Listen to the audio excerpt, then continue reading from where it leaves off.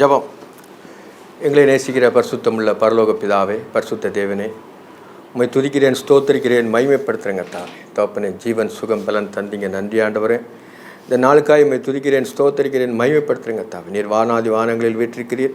வானம் உமக்கு சிங்காசனம், பூமி உமக்கு பாதபடி ஆண்டவரே. உம்முடைய பாதபடியிலிருந்து உம்மை வணங்குகிறேன், போற்றுகிறேன், புகழுகிறேன், ஆராதிக்கிறேன் ஆண்டவரே. நீர் ஆராதனைக்கு பாத்திரர், என்றும் மகிமையாய் வெற்றி சிறந்த கர்த்தர் ஆண்டவரே. சோத்திரம் சோத்திரம் சோத்திரங்க தாவே. எங்கள் மேல் கிருபையா இருங்க ஆண்டவரே. வசனங்களை தியானிக்க இருக்கிறோம். ஆவியானவர் எங்களுக்கு ஒத்தாசையாக இருந்து இந்த வசனங்களை எங்களுக்கு விலக்கி தர வேண்டுமா ஜெபிக்கிறேன். இயேசு கிறிஸ்துவின் நாமத்தில் ஜெபங்களும் ஜீவனுள்ள பரமபிதாவே, ஆமென்.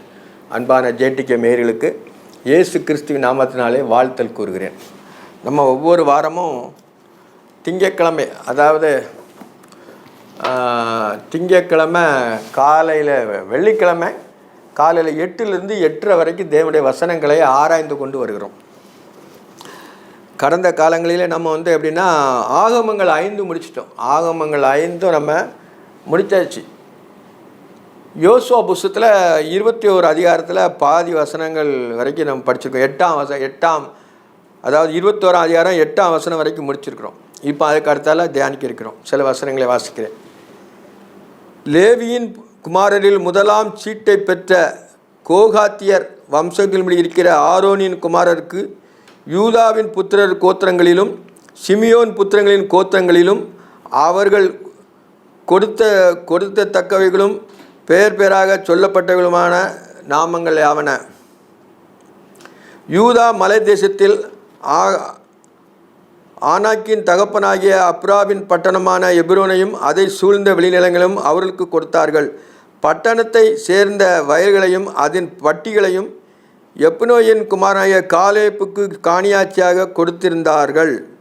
இப்படியே கொலை செய்தவனுக்கு அடைக்கல பட்டணமாக ஆசாரனாகிய ஆரோன் குமாரருக்கு எபிரோனையும் அதன் வெளிநிலையும், திப்லியையும் அதன் வெளிநிலங்களையும், யாச்சிரையும் அதன் வெளிநிலங்களையும், எஸ்மொத்தே மோவாவையும் அதன் வெளிநிலங்களையும், ஓலனையும் அதன் வெளிநிலங்களையும், தேவப்பிரம் அதன் வெளிநிலங்களையும், ஆயினையும் அதன் வெளிநிலங்களையும், யுத்தாவையும் அதன் வெளிநிலங்களையும், மெசையும் அதன் வெளிநிலங்களையும் கொடுத்தார்கள். அந்த 2 கோத்திரங்கள் இருக்கிற பட்டணங்கள் 9. இதில் பார்க்கும்போது எப்படின்னா, இஸ்ரவேல் ஜனங்களுக்கு ஆண்டவர் எல்லாருக்குமே அந்த இதை கொடுத்துட்டார். எப்படி கொடுத்தாருன்னா, பங்கிட்டு கொடுத்தாங்க. மோசே அந்த யோசுவா பங்கிட்டு அந்த 7.5 9.5 கோத்திரத்துக்கு யோர்தானுக்கு இந்த சைடும் 2.5 கோத்திரத்துக்கு அங்கேயும் பங்கு வச்சதுனால இது அவங்க கோத்திரத்துக்குள்ள ஒரு கோத்திரம், லேவி கோத்திரத்துக்கு இது கிடையாது. அவங்களுக்கு பங்கு எப்படின்னா ஒவ்வொரு கோத்திரத்துக்குள்ளேயும் இருக்கிறது. அதாவது லேவி கோத்திரம் ஆசாரியத்துவ ஊழியம், அவங்க ஆசாரியத்துவம் ஊழியம் செய்கிறதுனால அங்கே அடைக்கல பட்டணம்னு ஒரு பட்டணம் நியமித்து அதில் அவங்க லேவி கோத்திரத்துக்குள்ள அங்கே கோகாத்தியர் அவங்க லேவி கோத்திரம் 2-3 பிரிவு, அதில் ஒவ்வொரு பட்டணங்களுக்கும் ஒவ்வொரு பிரிவை கொடுக்குறாங்க. இதில் எப்படின்னா, யூதா மலை தேசத்தில் ஆனான் தகப்பனாகி அர்பாவின் பட்டணம் எப்ரோனை சூழ்ந்த வெளிநிலங்களையும் அவர்களுக்கு கொடுத்தார்கள். எப்ரோன் அதை லேவி கோத்திரத்துக்கு அவங்களுக்கு கொடுத்து குடியிருக்கும்படி கொடுத்து அவங்க கர்த்தருடைய ஊழியத்தை செய்வதற்காக அவங்களுக்கு பட்டணங்களும் ஊர்களும் வெளிநிலங்களையும் கொடுத்தாங்க. அது யூதா பட்டணத்துக்கும் சிமியோன் புத்திரர்குள்ள கோத்திரத்துக்குள்ளேயும் கொடுத்துட்டாங்க. இவங்க எல்லா கோத்திரத்துக்குள்ளேயும் இவங்களுடைய பங்கு இருக்கும். பென்யமின் கோத்திரத்தில் அவர்களுக்கு கிபியோனையும் அதன் வெளிநிலங்களையும், கேபாவையும் அதன் வெளிநிலங்களையும், ஆனதோத்தையும் அதன் வெளிநிலங்களையும், அல்மோனையும் அதன் வெளிநிலங்களையும் கொடுத்தார்கள். இந்த பட்டணங்கள் 4. பழையது 9 பட்டணங்கள் யார் கொடுத்ததுன்னா, அந்த சிமியோன் கோத்திரத்துக்குள்ளேயும் யூதா கோத்திரத்துக்குள்ளேயும் லேவியர்கள் கொடுத்தாச்சு. இப்போ பென்யமின் கோத்திரத்துலேயும் அவங்களுடைய கோத்திரத்துக்குள்ள அவங்களுடைய பங்கு விதத்தில் இவங்களுக்கு என்னச்சுன்னா அந்த லேவி கோத்திரத்துக்குள்ள இதுக்கு 4 பட்டணங்கள் கொடுத்தாங்க. பெரிய நிலம், விஸ்தாரமான இடம். அதாவது ஆண்டவர் பாலும் தேனும் கோடுற கானான் தேசம் 9 ராஜாக்கள், அங்கே 9 ராஜாக்கள், இங்கே ஒரு 2 ராஜாக்கள், எல்லாமே விட 11 ராஜாக்களுடைய இடங்கள். பெரிய விஸ்தாரமான இடம், பாலுங்காட்டேன்னு ஓடுகல. அதில் ஒவ்வொரு கோத்திரத்துக்கும் ஒவ்வொரு பங்கை நியமித்து மோசே வரைபடம் போல் எடுத்து சீலோவில் வச்சு பங்கிட்டு கொடுத்தாங்க. இதில் லேவி கோத்திரத்துக்கு பங்கு கிடையாது. கர்த்தரே அவங்களுடைய சுதந்திரம் சொல்லியிருக்காரு. ஆனால் எல்லா கோத்திரத்துக்குள்ளேயும் லேவி கோத்திரம் இருக்கும். அவங்க ஆசாரியத்துவம் ஊழியம் செய்து அடைக்கலப்பட்டணம் இருக்கும். அதில் ஆசாரியன் மெயினாக இருப்பான். நியாயம் தீர்க்கிறது எல்லாமே ஆசாரியர்கள் வச்சு தான். எல்லாம் குஷ்ரோகியை தீர்க்கணும் அப்படின்லாம் பழைய நம்ம முன்னாடி படிச்சிருக்கோம் ஆகமங்களில். அது இந்த ஆசாரியத்துவ ஊழியத்துக்குள்ளதை கொடுத்துருக்கிறார். அதில் எல்லா கோத்திரத்துக்குள்ளேயும் ஒழுங்காக இருக்குது. அப்போ அந்த யூதா, சிமியோன், பென்யமீன் இந்த கோத்திரத்துக்குள்ளேயே எல்லாத்துக்கும் பங்கு கொடுத்தாச்சு. ஆசாரியரான ஆரோனுடைய குமாரன் பட்டணங்கள் அவைகள் வெளிநிலங்களும் 13. ஆசாரியன ஆரோனுடைய குமாரன் பட்டணங்கள் எல்லாம் அவைகளின் வெளிநிலங்கள் உட்பட்ட 13 கோத்திரம் ஆசாரியனுடைய கோத்திரங்கள். யாருக்குன்னா ஆரோனுடைய குடும்பத்துக்கு. லேவியரான கோகாத்தின் புத்திரர்கள் மீதியான அவர்களுக்கு மற்ற வம்சங்களுக்கும் எப்ராஹிம் கோத்திரத்திலே அவர்களுக்கு பங்கு விதமாக அவர்களுக்கு கொடுத்த பட்டணங்கள். எப்ராஹிம் அவங்க பங்கு விதத்தில் இவங்களுக்கு கொஞ்சம் கொடுத்துருக்குறாங்க. ஏன்னா இவங்க ஆசாரியர் ஊழியம் செய்யணும். அதனால் அவங்களுடைய பங்கு, அவங்களுடைய வயல் எல்லாமே அந்த கோத்திரத்துக்குள்ள லேவி கோத்திரத்துக்கு பங்கு கொடுக்குறாங்க. கொலை செய்தவனுக்கு அடைக்கல பட்டணமாக எப்ராஹிம் மலை தேசத்தில் இருக்கிற சீகமையும் அதன் வெளிநிலங்களையும் சேகையும் அதன் வெளிநிலங்களையும் கிப்சேயும் அதன் வெளிநிலங்களையும் பெத்ரோனையும் அதன் வெளிநிலங்களையும் அவர்களுக்கு கொடுத்தார்கள். அந்த பட்டணங்கள் 4 அடைக்கல பட்டணத்தில் இவங்களுக்கு கொடுத்துருக்குறாங்க. இந்த மாதிரி இதில் பழைய ஏற்பாட்டில் இன்றைக்கும் அந்த பட்டணங்கள் இருக்கும். நம்ம இந்தியாவில் இருக்கிறோம், நமக்கு அதுக்கு தெரியாது நம்மளுக்கு. ஆனால் அங்கே இஸ்ரவேல் தேசத்தில் அவங்களுக்கு அந்த கோத்திரங்கள் இருந்துச்சு. அந்த கோத்திரங்களை ஆண்டவர் பங்கு பிரித்து கொடுத்துருக்கிறார். கிப்சாவையும் அதன் வெளிநிலங்கையும் பெத்ரோனையும் அதன் வெளிநிலங்களையும் அவர்களுக்கு கொடுத்தார்கள். அந்த பட்டணங்கள் 4. தான் கோத்திரத்திலே எல்தோக்கையும் அதன் வெளிநிலங்களையும் ஹீபோத்தையும் அதன் வெளிநிலங்களையும் ஆயிலோனையும் அதன் வெளிநிலங்களையும் காத்ரூமனையும் அதன் வெளிநிலங்களையும் அவர்களுக்கு கொடுத்தார்கள். இந்த பட்டணங்கள் 4 எல்லாமே 4, 13 அவங்களுக்கு சேர பட்டணம். ஆட்களுக்கு தந்தாப்பில் ஒவ்வொரு கோத்திரத்துலேயும் ஒவ்வொரு ஆசாரியருக்கு அது பங்கு விதமாக பிரித்து கொடுத்தாங்க. கோகாத் புத்திரின் மீதியான வம்சங்களுக்கு உண்டான பட்டணங்களும் அவையில் வெளிநிலங்களும் 10. லேவியரின் வம்சங்களிலே கெர்சோன் புத்திரருக்கு மனாசேயின் பாதி கோத்திரத்தின் கொலை செய்தவனுக்கு அடைக்கல பட்டணமாக பாசானின் உள்ள கோலனையும் அதன் வெளிநிலங்களையும் பெஸ்ரோவையும் அதன் வெளிநிலங்களையும் கொடுத்தார்கள். இந்த பட்டணங்கள் 2. அதாவது பாசான் ஓகை அளித்தவரை துதிங்கள் அவர் கிருபை என்று சொன்ன மாதிரி அந்த யோர்தானுக்கு அந்த பரத்தில் அது என்னன்னா அந்த மனாசே கோத்திரத்துக்கு பாதி கோத்திரம் எங்கன்னா அந்த யோர்தானுக்கு அந்த சைடு பாதி இங்கே. அங்கேயும் என்ன செய்யனா அந்த லேவி குத்திரத்துக்கு கொடுக்குறாங்க. இசக்கார் கோத்திரத்திலே சிதோனையும் அதன் வெளிநிலங்களையும் தாபரத்தையும் அதன் வெளிநிலங்களையும் எர்முத்தையும் அதன் வெளிநிலங்களையும் என் கண்மையும் அதன் வெளிநிலங்களையும் கொடுத்தார்கள். இந்த பட்டணங்கள் 4 எல்லாமே அவன் யூத எல்லாருக்கும் பிரித்து கொடுக்குற மாதிரி அந்த லேவியருக்கும் அந்த கோத்திரங்களுக்கு உள்ள எல்லாருக்குமே பிரித்து கொடுக்குறாங்க. ஏன்னா எல்லாமே வேதத்தின் சம்மந்தப்படி நம்ம ஆராயணும்னா இது எல்லாம் நம்மளுக்கு தெரியணும். இந்த கோத்திரத்துக்கெல்லாம் கொஞ்சம் கொடுத்துருக்காங்கன்னு தெரியணும். ஆனால் இது முக்கியமான இல்லைன்னுலாம் கிடையாது. வேதத்தில் எழுதினது பூரா நமக்கு என்ன தெரிஞ்சுக்கணும். நான் உயிரோடு இருக்க நாளெல்லாம் என்ன செய்யணும்னா இஸ்ரவேல் ஜனங்களை எப்படி வழிநடத்தினார், லேவி கோத்திரத்துக்கு என்ன பங்கு கிடைச்சிது, எல்லாமே வேதத்தை அறிகிற அறிவு, அவரை அறிகிற அறிவில் தான் ஆண்டவர் பிரியமாக இருக்கிறார். தேவனை அறிகிற அறிவு தான் எல்லாத்தோட ஆண்டவர் பிரியமாக இருக்கிறார். இறக்கம் செய்கிறத விரும்புகிறாரு. ஆனால் தேவனை அறிகிற அறிவு எல்லாத்துக்கும் மேலானது, அந்த வேதத்தை அறிகிற அறிவு. அப்போ தான் நம்ம இதெல்லாம் அறிஞ்சுக்கிட முடியும். அதனால் ஆண்டவர் நீதியின்படி எல்லாமே நீதியின்படி தான் கொடுக்குறார். ஆசேர் கோத்திரத்தில் மிஷேலையும் அதன் வெளிநிலங்களையும் அப்சோனையும் அதன் வெளிநிலங்களையும் எல்காத்தையும் அதன் வெளிநிலங்களையும் ரேகாபையும் அதன் வெளிநிலங்களையும் கொடுத்தார்கள். இந்த பட்டணங்கள் 4. நப்தலி கோத்திரத்திலே கொலை செய்யப்பட்டவனுக்கு அடைக்கல பட்டணமாக கலிலேயாவில் உள்ள கேதேசையும் அதன் வெளிநிலங்கையும் அம்சோத்தோரையும் அதன் வெளிநிலங்கையும் கர்த்தானையும் அதன் வெளிநிலங்களையும் கொடுத்தார்கள். இந்த பட்டணங்கள் 3. எப்படின்னா கொடுத்தார்கள்னு எப்படின்னா அந்த பட்டணத்துக்கு இவங்களுக்கு பங்கு முதல்ல பிரித்தாலும் அந்த பங்குக்கு உள்ளவங்க இப்போ நப்தலி கோத்திரம் ஆசேர் கோத்திரம்னா அவங்க பிரித்து யாருக்கு லேவி கூத்திரத்துக்கு அது வெளிநிலங்களையும் அவங்களுக்கு வாழ்வதற்கு உள்ள ஸ்தலங்களையும் கொடுக்குறாங்க. கெர்சோனியர் வம்சங்கள் உண்டான பட்டணங்கள் எல்லாம் அவைகளும் வெளிநிலங்களும் 13. மற்ற லேவியராகிய மெராரி புத்திரரின் வம்சங்களுக்கு செபுலோன் கோத்திரத்திலே எனிக்கியாவையும் அதன் வெளிநிலங்கையும், கர்தாவையும் அதன் வெளிநிலங்கையும், திம்னாவையும் அதன் வெளிநிலங்கையும், நகசோலையும் அதன் வெளிநிலங்களையும் கொடுத்தார்கள். இந்த பட்டணங்கள் 4, இந்த மாதிரி ஐட்டங்கள் அவங்களுக்கு கொடுத்துக்கிட்டே இருக்காங்க. பட்டணத்துக்குள்ளே அவங்களுக்கு கிடைக்கப்பட்ட சுதந்திரத்தில் லேவி கோத்திரத்துக்கு கொடுத்துருக்காங்க. எல்லாமே ஆண்டவர் நினச்சாருன்னா, லேவியர்னாலும் அவங்க லேவியர் தான், கர்த்தரே அவங்களோட இருக்கிறாங்க. அப்போ இவங்களுக்கு கர்த்தருக்கு கொடுத்த மாதிரி லேவியர்களுக்கு கொடுத்து அதன் வெளிநிலங்களையும் கொடுத்து ஆசாரிய ஊழியம் செய்வதற்காக ஒவ்வொரு கோத்திரத்துக்குள்ளேயும் அந்த பட்டணங்களுக்குள்ளேயும் அடைக்கல பட்டணம் கட்டி ஆசாரியை நாங்கள் வச்சு அங்கே எல்லாத்துலேயுமே அவருக்கு செஞ்சுருக்கிறார். ரூபன் கோத்திரத்திலே பேரேசையும் அதன் வெளிநிலங்களையும், யாகாசையும் அதன் வெளிநிலங்களையும், கொதமேயும் அதன் வெளிநிலங்களையும், மெபாகாவையும் அதன் வெளிநிலங்களையும் கொடுத்தார்கள். இந்த பட்டணங்கள் 4.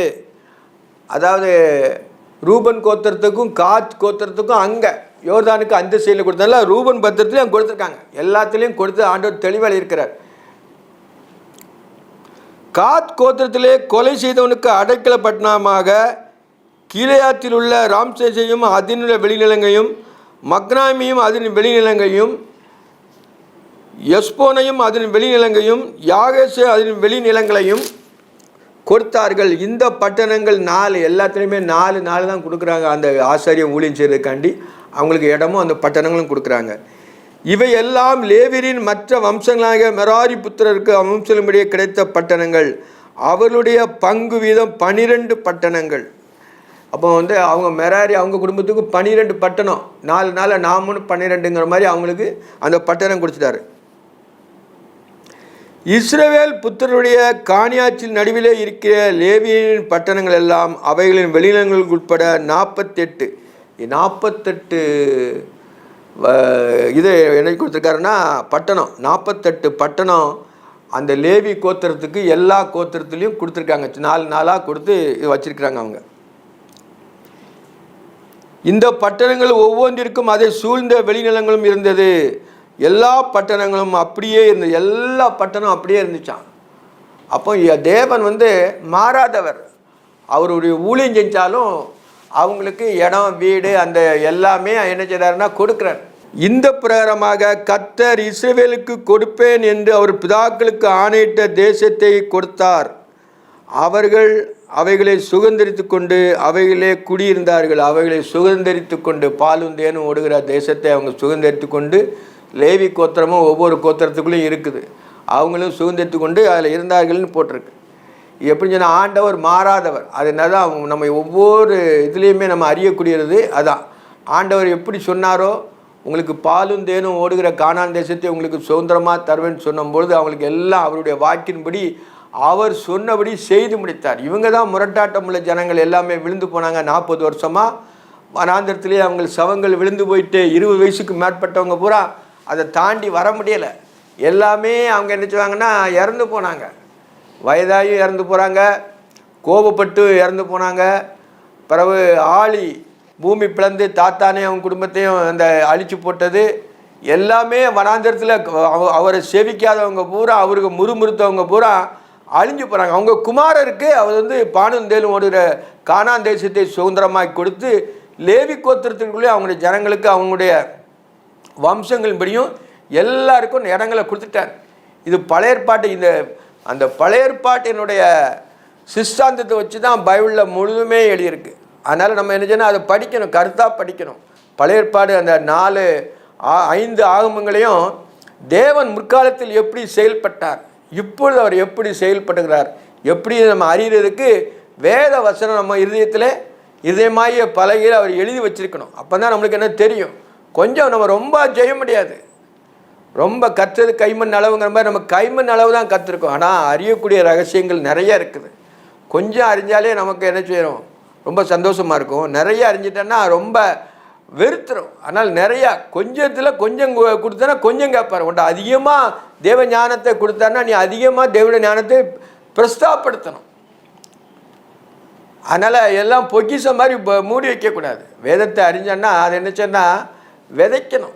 எல்லா இடத்துலையும் விதைச்சாதான் 1 30, 1 60, 1 100 மாய் பலன் கொடுக்கும். நமக்கு தெரிஞ்சதை மட்டும் வச்சிருக்கக்கூடாது. எல்லாருக்கும் வேதத்தின் அறிவு வாசனை வீசணும். இந்த பிரகாரமாக கர்த்தர் இஸ்ரவேலுக்கு கொடுப்பேன் என்று அவருடைய பிதாக்களுடைய ஆணையிட்ட தேசத்தை எல்லாம் கொடுத்தார். அவர்கள் அவைகளை சுதந்திரித்து கொண்டு அவைகளிலே குடியிருந்தார்கள். கர்த்தர் அவருடைய பிதாக்களுக்கு ஆணையிட்டபடியெல்லாம் அவர்களை சுற்றி யுத்தமில்லாமல் இளைப்பாறினார்கள். பார்த்தீங்களா, யுத்தமில்லாமல் இளைப்பாறினார்கள். யுத்தத்தை கண்டா பயப்படுறவங்க பிற யுத்தத்துக்கு மேலே அவங்களுக்கு வெற்றி வந்துட்டு, அப்போ எல்லா ராஜாக்களையும் தலை மேலே காலை வச்சு எல்லா ராஜாக்களும் கர்த்தர் சொன்னபடி இப்படி அழித்திடுவேன்னு சொல்லிட்டு ஆண்டவர் சொன்னார். ஆண்டவர் மட்டும் மாறாதவர். உலகம் எப்படி இல்லாமல் இருக்கும், பெரிய ராட்சதனை கொண்டு வருவாங்க எல்லாம், ஆனால் ஒரு நொடிப்பொழுதிலே கர்த்தர் அவங்களை அழித்து போடுவார். அவர் சொன்னது மட்டும்தான் நிலைக்கும். தேவன் சொன்னார், பாலும் தேனும் ஓடுகிற கானான் தேசத்தில் இவங்க கொண்டு கூட்டி சேர்ப்பேங்கிற சொன்னார். அதே போல் அவங்க எகிப்தின் களவாயில் இருந்து விடுவிக்கப்பட்டு அவங்க அந்த செங்கடலை கடந்து திருப்பி பாலைவனத்தில் போய் கற்பிக்கப்பட்டு தேவனுடைய நியாயங்களையும் தேவனுடைய நீதியையும் அவங்க கற்பிக்கப்பட்டு திருப்பி அவங்க என்ன சொல்கிறாங்கன்னா அந்த யோர்தானை கடந்து 40 வருஷம் அவங்க சுற்றிட்டாங்க. ஆனால் 40 வருஷங்கள் அவங்களுக்கு பெரிய மலை போல தெரியும். அதுக்கு பிறகு அவங்க ராஜாக்கள் இருக்கும்போது அவர் 40 வருஷம் அரசாண்டார், இவர் 50 வருஷம் அரசாண்டான்னு சொல்லி ஒத்த வரியில் முடிச்சிருப்பாங்க. ஆனால் அந்த 40 வருஷ சரித்திரம் தான் அந்த வேதத்தில் நம்ம முக்கியமாக ஆழமாக கற்றுக்கொள்ளக்கூடியது. அதில் தான் நம்முடைய ஜீவன், அதாவது அவங்க எப்படி வழி நடத்தினார், கிறிஸ்து தேவன் எப்படி பழைய ஏற்பாட்டு ஜனங்களை வழி நடத்தினார், புதிய ஏற்பாட்டில் எப்படி சிஸ்டாந்தமாக அதெல்லாம் வச்சிருக்கிறாருங்கிறத நம்ம அறிய முடியுது. இதில் இப்போ லேவி கோத்திரத்துக்கு கர்த்தருடைய ஊழியம் செய்கிறவங்களுக்கு ஆண்டவர் நிலமும் கொடுத்துட்டாரு, அவங்களுக்கு சுதந்திரமும் கொடுத்துட்டாரு. கர்த்தருடைய பிதாக்களுக்கு ஆணையிட்டு எப்படி இல்லாமல் அவளை சுற்றிலும் யுத்தம் இல்லாமல் இளைப்பாறினார்கள். அவருடைய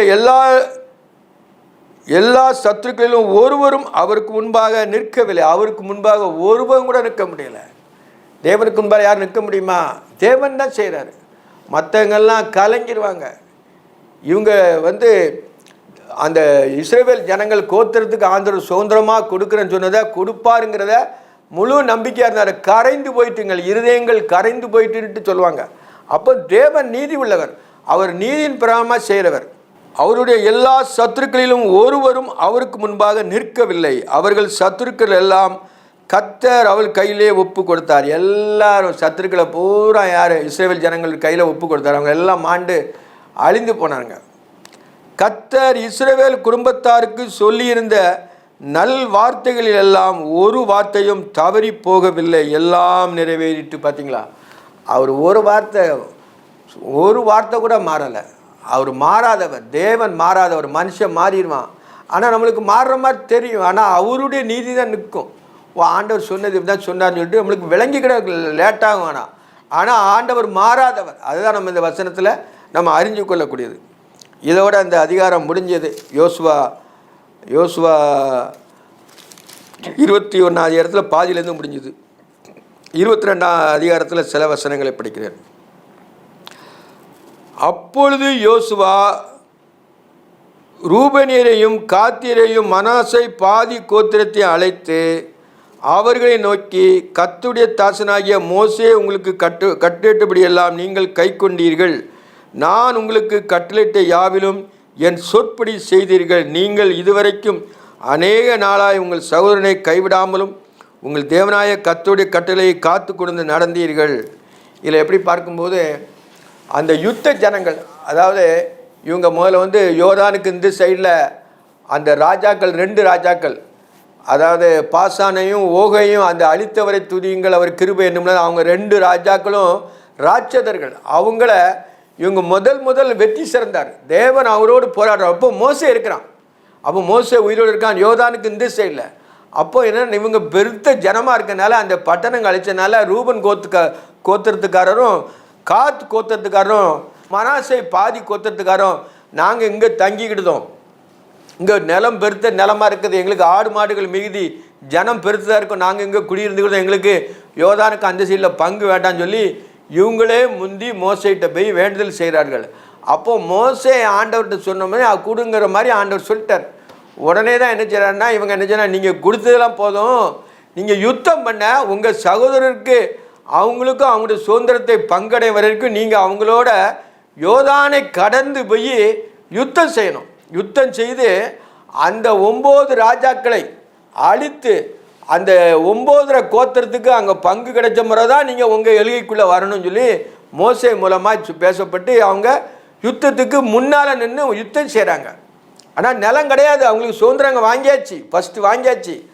ஆனாலும் தன் சகோதரருக்காக அவர்கள் என்ன செய்கிறாருன்னா அந்த அவங்க போய் யோர்தானை கடந்து முதல்ல அந்த இவங்க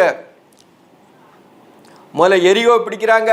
சிலுவையில் இருந்துட்டு எரிகோ, ஆயிப்பட்டினம், பிறகு அந்த 9 ராஜாக்களுடைய பட்டணங்கள், நிறைய பட்டணங்களாக மிஞ்சி கொஞ்சம் டயர்டாகிட்டாங்க. நீங்கள் அசதியாக இருக்கக்கூடாதுன்னு சொல்லிவிட்டு அந்த மோசே யோர்தானை கடந்து அங்கே வரலை.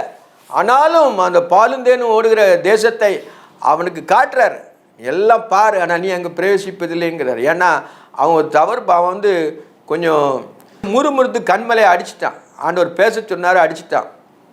அதனால் ஆண்டவர் நினச்சாருன்னா அவனுக்கு அந்த அவனுடைய கீழ்ப்படியாமனாலே கொஞ்சம் ஆண்டவருக்கு व्यசனம் பண்ணனால உனக்கு அங்கே போக முடியாதுன்னு சொன்னார். திருப்பியும் கேட்குறான் 2-3 ட்ரிப்பு, நான் அங்கே வரணும், பாலும் தேர்த்து ஓடணும், நீ அதை பேச்சை நிப்பாட்டுங்கிறாரு. மனுஷன் பேசுகிறது போல் நீ அதை பேசாத, நான் சொன்னது மாறாதுங்கிறார். அப்போ தேவன் வந்து மாறாதவர், அதுதான் நம்மளை அறியணும். அதனால் இவங்க நீங்கள் போனால் மோசே இறந்துட்டு போனான், ஆரோன் இறந்து போனான். அதனால் யோசுவா வழி நடத்தி யோர்தானுக்கு அங்கே வந்து எல்லா ராஜாக்களையும் பிடிச்சி அந்த தேசத்தை எல்லாம் பங்கிட்டு கொடுத்தான். இதில் வந்து ரூபன் கோத்திரத்துக்காரும் திருப்பி உங்கள் இடத்துக்கு போங்கன்னு சொல்கிறான். அப்படிதான் என்னென்னா, அப்பொழுது யோசுவா ரூபேனரையும் காத்தியரையும் மனாசையின் பாதி கோத்திரத்தை அழைத்து அவர்கள் நோக்கி, கர்த்தருடைய தாசனாகிய மோசே உங்களுக்கு கட்டளை எல்லாம் நீங்கள் கை கொண்டீர்கள், நான் உங்களுக்கு கட்டளை யாவிலும் என் சொற்படி செய்தீர்கள். நீங்கள் இதுவரைக்கும் அநேக நாளாக என் சகோதரை கைவிடாமலும் உங்கள் சகோதரை கைவிடாமலும் உங்கள் தேவனாய கர்த்தருடைய கட்டளையை காத்து நடந்து கொண்டு வந்தீர்கள். இப்பொழுது உங்கள் தேவனாய கர்த்தர் தாம் உங்களுக்கு சகோதரருக்கு சொல்லியிருந்தபடியே அவர்களை இளைப்பார பண்ணினார். ஆகையால் கர்த்தரின் தாசனாய மோசே யோர்தானுக்கு அப்புறத்திலே உங்களுக்கு கொடுத்த உங்கள் காணியாச்சான தேசத்திலே உங்கள் கூடாரங்களுக்கு திரும்பி போங்க அப்படின்ட்டு யார் சொல்கிறா? யோசுவா சொல்லிட்டேன். ஏன்னா யுத்தம் பண்ணி எல்லாம் தேசம் அமைதியாயிட்டு. அப்போவும் இவங்க பிள்ளைகள், பொண்டாட்டி பிள்ளைகள், இவங்களுடைய குடும்பம் பூரா எங்கே இருக்குது? யோர்தானுக்கு அந்த சைடில் இருக்குது. பாசானின் ராஜாக ஓகையும் அந்த பாசான் அந்த ரெண்டு ராஜ்யத்தையும் பிடிச்சாங்கல்ல, 2 ராஜாக்கள், அந்த தேசத்தை பூரா இவங்க 3 பேருக்கு 2.5 பேருக்கு பங்கிட்டு கொடுத்தாங்க. அதில் உங்கள் சகோதரர்கள் போய் நீங்கள் வந்து இளைப்பாருங்கன்னு சொல்லிட்டு யோசுவா அவங்கள சொல்கிறான். உங்கள் காணியாச்சான தேசத்திலே உங்கள் கூடாரங்களுக்கு திரும்பி போங்கன்னு சொன்னார். இதை நம்ம முடிச்சிருவோம். ஒரு பாடல் பாடி நிறைய செய்வோம். காலமோ செல்லுதே, வாலிபம் மறையுதே, எண்ணமெல்லாம் வீணாகும், கல்வியெல்லாம் மண்ணாகும், மகிமையில் இயேசுவை தரிசிக்கும் நேரத்தில் அந்த நாள் நல்ல நாள், பாக்கிய நாள். துன்பமெல்லாம் மறைந்து போம், இன்னமெல்லாம் மாறிப்போம், வியாதியெல்லாம் நீங்கிப்போம், நாயகன் நம் இயேசுவால் மகிமையில் இயேசுவை தரிசிக்கும் நேரத்தில் அந்த நாள் நல்ல நாள், பாக்கிய நாள். கருணையின் அழைப்பினால் மரண நேரம் வருகையில் சுத்தத்தார் சூழ்ந்திட, பற்றுள்ளோர் பதறிட, மகிமையில் இயேசுவை தரிசிக்கும் நேரத்தில் அந்த நாள் பாக்கிய நாள், நல்ல நாள். வாழ்க்கையை இயேசுவால் நாட்களை பூரிப்பாய், ஓட்டத்தை மூடிக்க காத்துக்கொள் விசுவாசத்தை, மகிமையில் இயேசுவை தரிசிக்கும் நேரத்தில் அந்த நாள் நல்ல நாள், பாக்கிய நாள். உலகத்தின் மாந்தரே கலங்காதீர் வாருமே, இயேசுவை அண்டினால் பேராசைமை மாறிப்போ. மகிமையில் இயேசுவை தரிசிக்கும் நேரத்தில் அந்த நாள் நல்ல நாள், பாக்கிய நாள். ஜெபம். நேசிக்கிற பரிசுத்தமுள்ள பரலோக தந்தையை, பரிசுத்த பிதாவே, இந்த காலை பொழுதுக்காக இம்மை துதிக்கிறேன் அப்பா. ஏசப்பா, நீங்கள் ஆண்டவரே லேவி கோத்திரத்துக்கும் ஆசாரிய ஊழியம் செய்த லேவி கோத்திரத்துக்கும் ஒவ்வொரு கோத்திரங்களுக்குள்ளேயும் நீரை பங்கிட்டு கொடுத்தீர் ஆண்டவரே. கர்த்தரே அவங்க சுதந்திரமாக இருந்தாலும் உலகத்தில் வாழ்வதற்கு அவங்களுக்கு பிழைப்புக்கு ஆண்டவரே ஆசாரியத்துவம் ஊழியம் இருந்தாலும் அவங்களுடைய வாழ்க்கை வாழ்வதற்கு அவங்களுக்கு இடமும் பட்டணங்களும் கொடுத்தீர் ஆண்டவரே. பழைய ஏற்பாட்டு காலத்தில் உண்மையான தேவனாக இருந்து எங்களை வழிநடத்துறதுக்காய் கோடாக்கோடி ஸ்தோத்திரம் ஐயா. ஸ்தோத்திரம் ஸ்தோத்திரம் ஐயா, கோடாக்கோடி ஸ்தோத்திரம். தகப்பனே உமக்கு நன்றி. ஏசப்பா உமக்கு நன்றி. நம்முடைய சொந்த ஜனங்களை ஆண்டவரே, இஸ்ரவேல் ஜனங்களை கண்ணீர் மணி போல காத்தீங்க, அவங்களை தூக்கி சுமந்தீர் ஆண்டவரே. நீர் எல்லாவற்றிற்கும் எல்லாமா இருக்கிறீர். நீர் எங்களுக்கு அதை அந்த சிஸ்தாந்தமாய் வைத்திருக்கிறீர் ஆண்டவரே. பழைய ஏற்பாட்டு காலங்களை எங்களுக்கு சிஸ்தாந்தமாய் வைத்திருக்கிறப்பா. அது எங்கள் உள்ளத்திலே பதிய கிருபை செய்ய வேண்டுமா செபிக்கிறேன். குறைகள் குற்றங்களை மன்னிங்கப்பா. சுத்த இருதயத்தை தாங்க, நிலைவரமான உங்களுடைய ஆவியை எங்கள் உள்ளத்தில் ஊற்றுங்கப்பா. எங்களுக்காக நீர் சிலுவையிலே உங்களுடைய ரத்தத்தை சிந்தினீர் ஆண்டவரே. முழு ரத்தத்தையும் ஆண்டவரே எங்களுக்காக நீர் எல்லாவற்றையும் கிரையும் செலுத்தினீர் ஆண்டவரே. ஒவ்வொரு கிரயத்துக்கும் முன்மால பின்னாலேயும் நாங்கள் இருக்கிறோம் ஆண்டவரே. நாங்கள் உமக்கு கிரயத்துக்கு கொல்லப்பட்ட ஆண்டவரே. நீர் எங்களுக்கு கிரயத்தை தந்திருக்கிறீரப்பா. எங்களுக்கு கிரயம் கொடுத்து நீர் எங்களை வாங்கியிருக்கிறீரப்பா. சோத்திரம். நாங்கள் உங்களுடைய பிள்ளைகள் ஒரு நாளும் வைக்கப்பட்டு போகாமல் இருக்க கிருபை தாங்க. குறைகள் குற்றங்கள் எல்லாவற்றையும் மன்னிங்க. அரியரின் வாசனை எங்களிலே வீச வேண்டுமா செபிக்கிறேன் கர்த்தாவே. இந்த காலை வெளியிலே துதிக்கிறேன், ஸ்தோத்தரிக்கிறேன், மகிமைப்படுத்துகிறேன். வியாதிப்பட்ட, துன்பப்பட்ட, கவலைப்படுற, கஷ்டப்படுற, வியாகுலப்படுற உலகத்தின் காரியங்களிலே தலையிட்டு கொண்டு ஆண்டவரே, உலகத்திலே ஆண்டவரே உருவ குத்துக்கொள்கிற ஒவ்வொரு பிள்ளைகளையும் நீர் மாற்றி உங்களுடைய பிள்ளைகளாய் மாற்றிக்கொள்ள வேண்டுமா ஜெபிக்கிறேன் கர்த்தாவே. சோத்திரம். இயேசு கிறிஸ்து நாமத்தில் ஜெபங்களும் ஜீவனுள்ள பரமபிதாவே. ஆமென்.